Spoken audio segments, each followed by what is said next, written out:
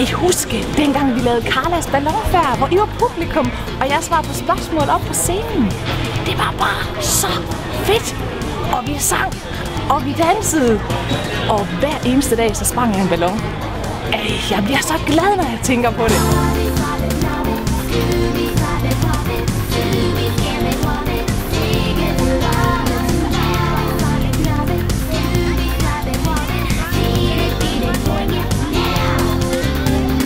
Nu er jeg her igen. Kan I huske den her?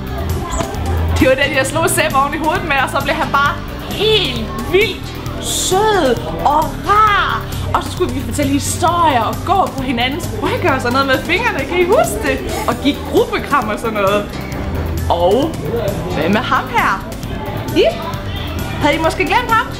Han var med hver dag. Så kom han lige og fortalte nogle kloge ting. Er det ikke rigtigt? Jo, det er det.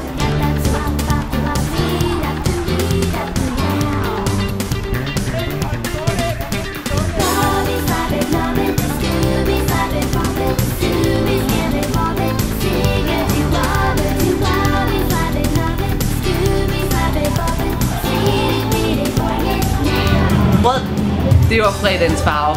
Det var kærlighedens farve. Fordi at Gud, han elsker os alle sammen. Og selvom vi ikke kan se ham, så går han jo sammen med os. Også nu, når vi er kommet hjem. Og vi har Gud med hjem på sommeroase. Lige indtil vi ses næste år igen. Så skal vi lære nogle helt nye ting om Gud og hans fantastiske kærlighed.